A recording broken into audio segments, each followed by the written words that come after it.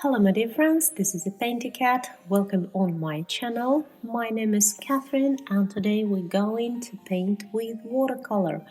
This is a demonstration version of tutorial, full tutorial, real time, going for more than 2 hours. And if you want to paint with me in real time, in a very detailed instructions, welcome on my Patreon. All links are down below. Also, in the description box you can find a link on the materials, on the supplies I'm using today. So this is a watercolor and we're starting from the first layer. This is an underpainting layer and we gonna use wet and wet technique. I didn't fix my paper today. I'm painting on a block, so this paper already fixed, so I don't need to use an extra tape to do it. We will remove painting a sheet of paper when the painting will be done and dry completely. Wet on wet means we put nice amount of clear water on a paper, and after we're starting to create a spots of different colors on it, and watercolor spreading really beautiful, mixing together with a very nice shades. I'm using mostly yellow colors right now. This is a lemon yellow cadmium, also yellow medium cadmium, and also I like this beautiful bright green.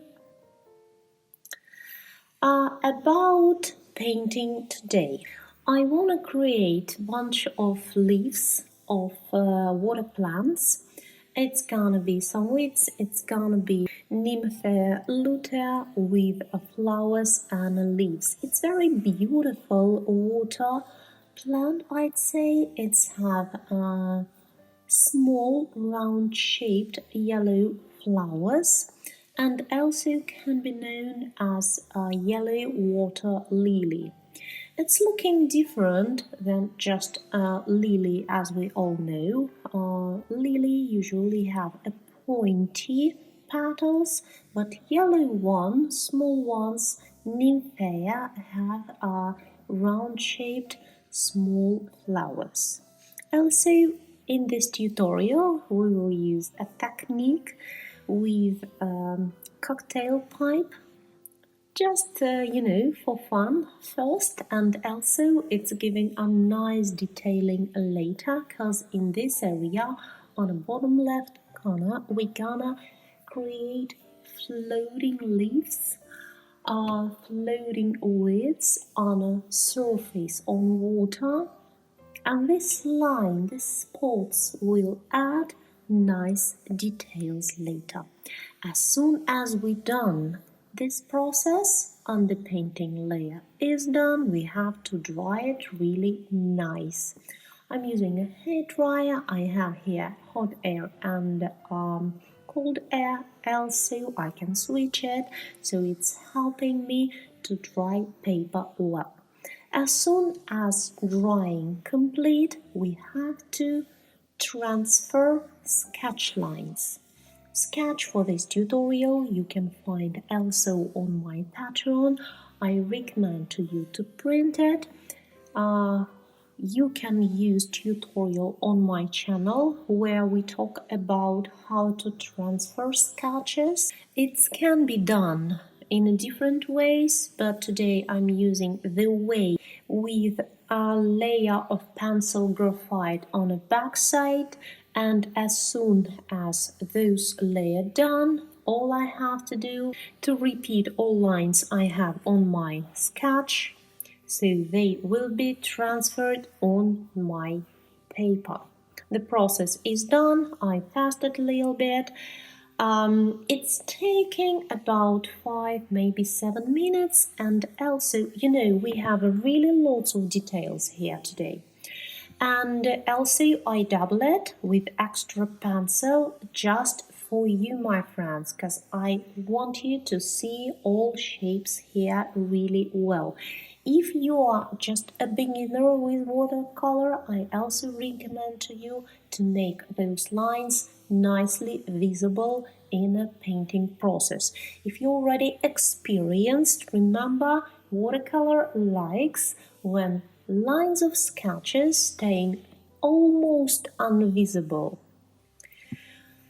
Right, so let's move to the next step, and this is a negative technique, means we taking colors that deeper than a previous layer and we painting everywhere but not on the leaves and flowers. We have to move around, make an outline and spread colors around.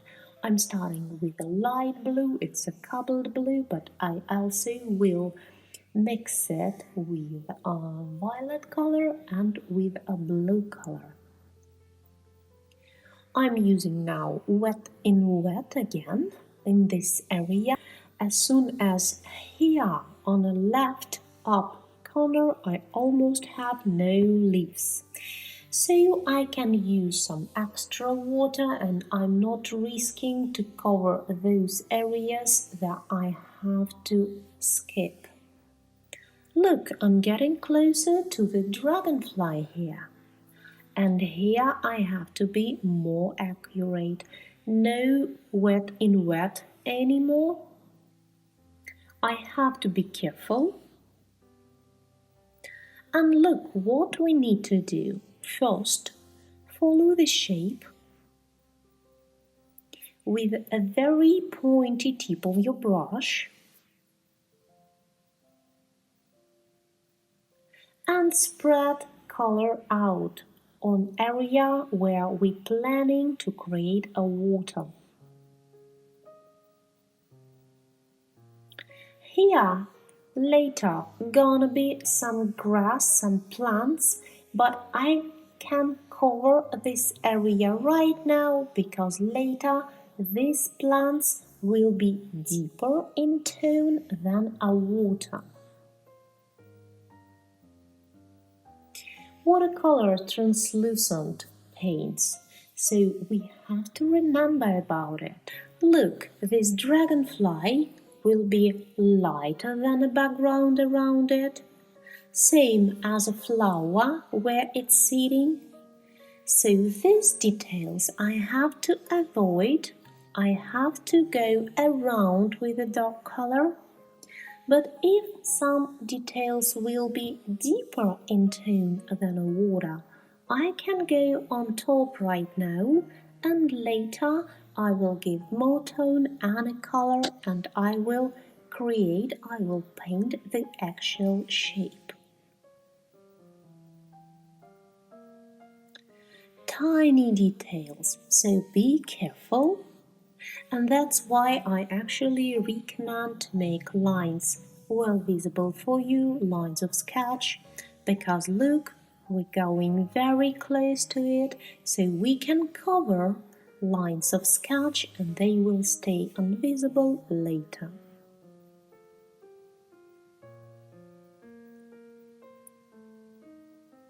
And spreading colors around.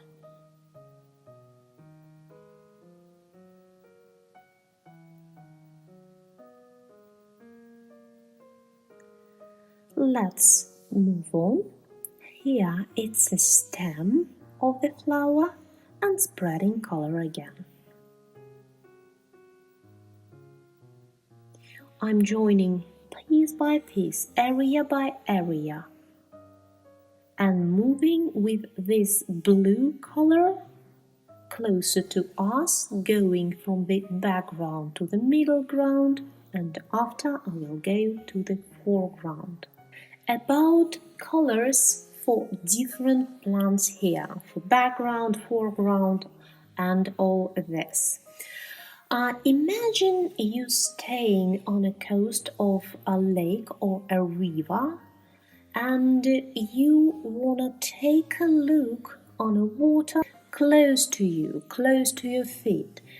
There you will able to see all those plants and details, maybe some tiny stones under the water also. But if you will take a look further, there you will see only the top layer of the water because it will reflect sky color. So this is an idea, and even if we can't see sky in this composition, we will see a reflection of it on a background part of the water. So on a top part of this painting, color of water gonna stay light blue and a bit of a violet. If I'm moving closer to us, to the middle ground right now, I'm changing color to the emerald green, to the green, mixing maybe with a little bit of blue and a violet, but again, mostly this color will be green because it's a color of weeds and plants inside of the water. As I told you before, this is a demonstration version, so here we will talk about main details, and also we will use here dry brush technique. We already painted here with wet and wet. We already using negative technique, and now I want to demonstrate you how we can combine together two techniques, wet and wet, and then it's going into the dry brush.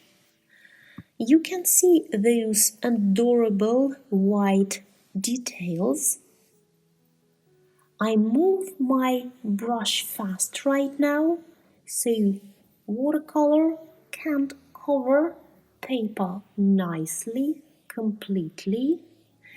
And these tiny white areas looking as a spots of light on a surface of the water.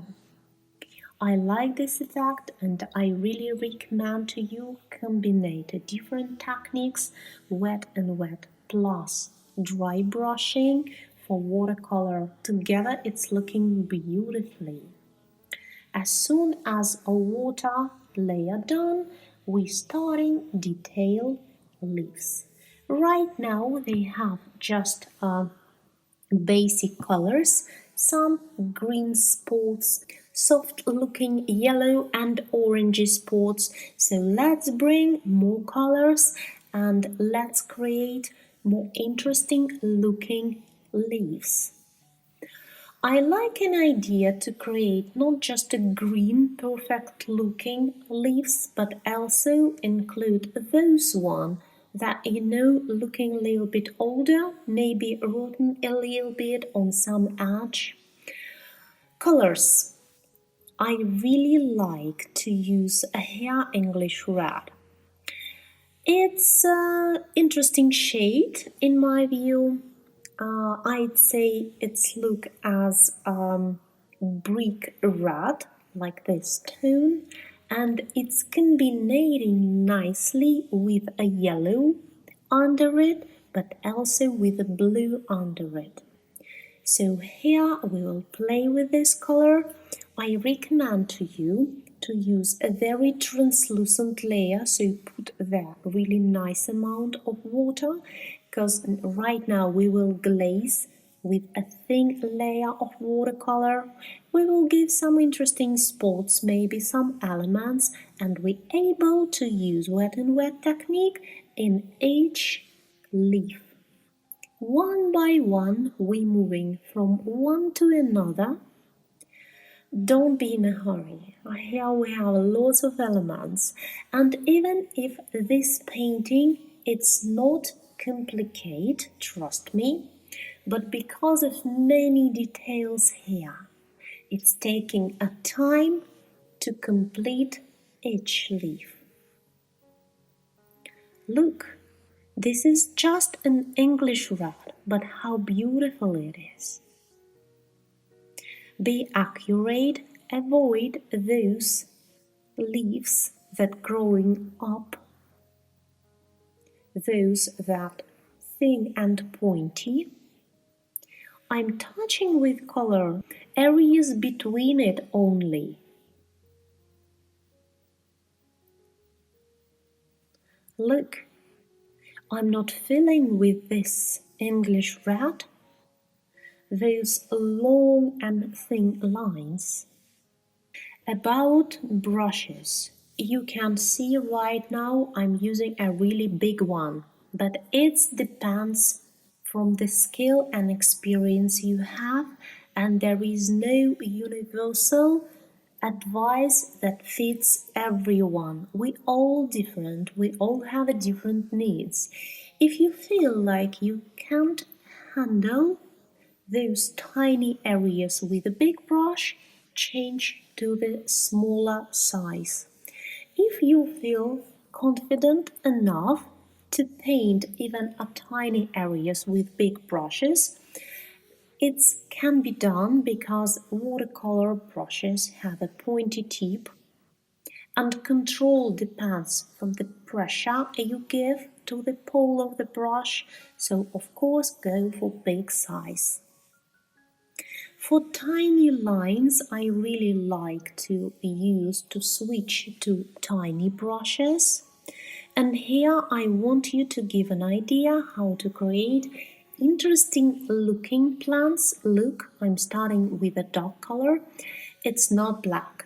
And today I'm not using black at all. It's just a very, very deep emerald green. Not a lot of water, no. Very pigmented, very concentrated color. As soon as background behind it light, I'm going with a deep tone. But right now, look, I'm getting close to the dark area around it.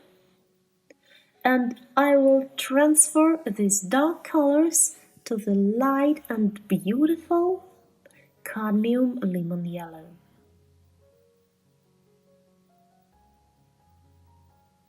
That's it.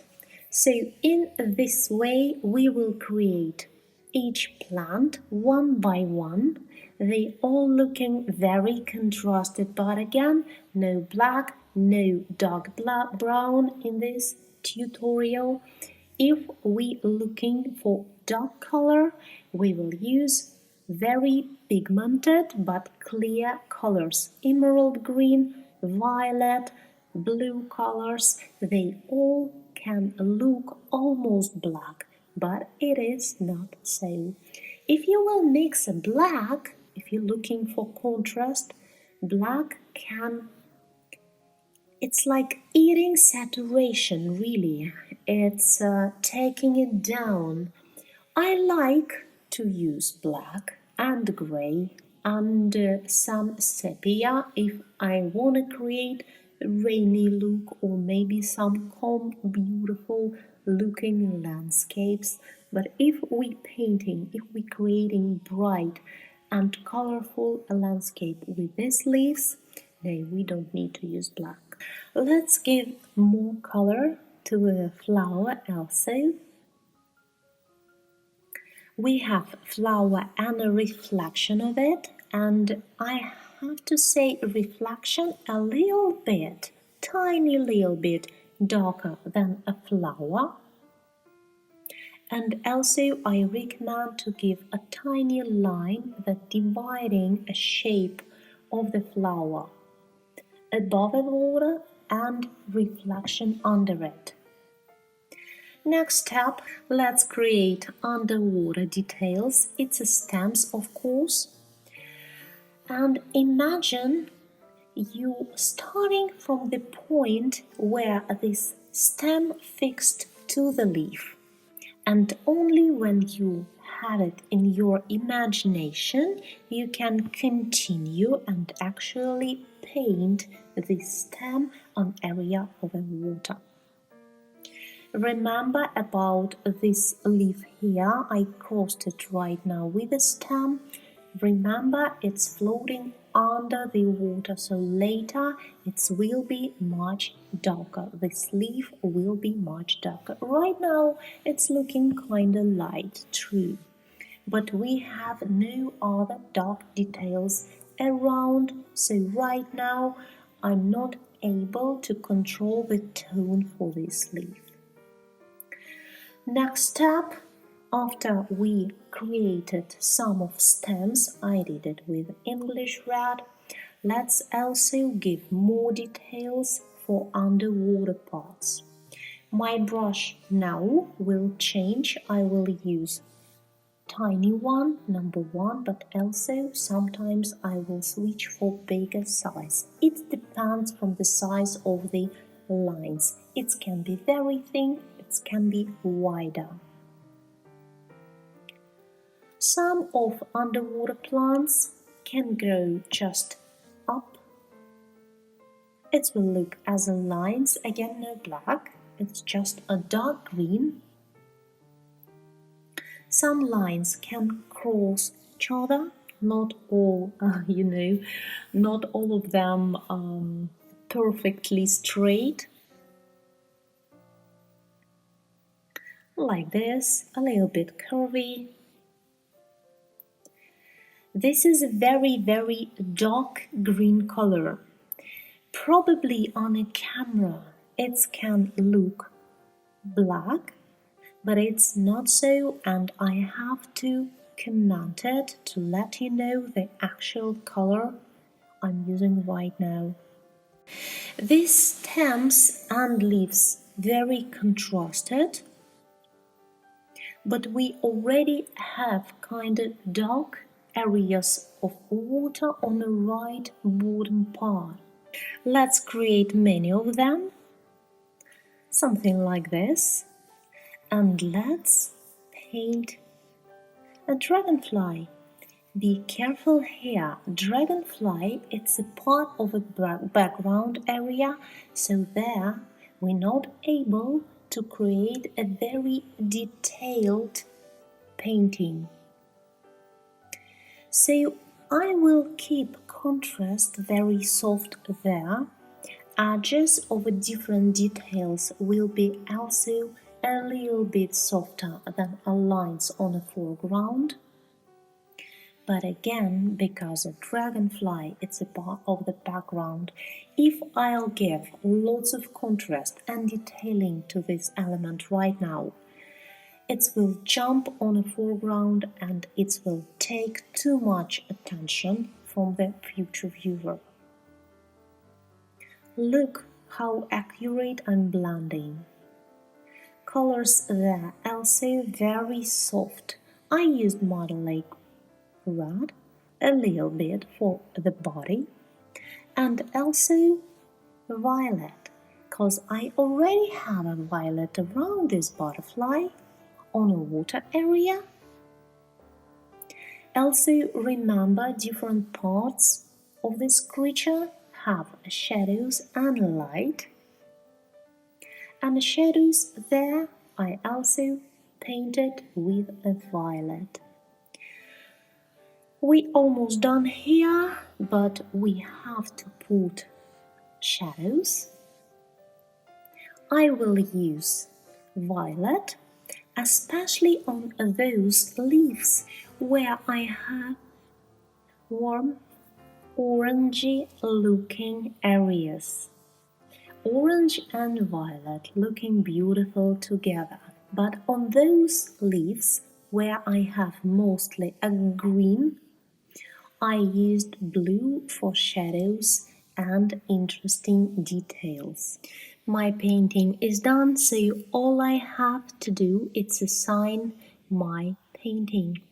I have a tiny area here on the right side, so I will put it here. And my friends, if you still have any questions, you can ask me here on the comments or through my Patreon and Facebook. Share to me your paintings, follow my tutorial through Instagram, #PaintyKat. Let's try this painting. I'll do it with a hairdryer, kinda accurate, and trying to spread air everywhere. Please be accurate while you're removing painting from the block. It's very nice to use flat knife or a palette knife for it, because we don't want to scratch the next sheet of the paper because we will use it for future paintings.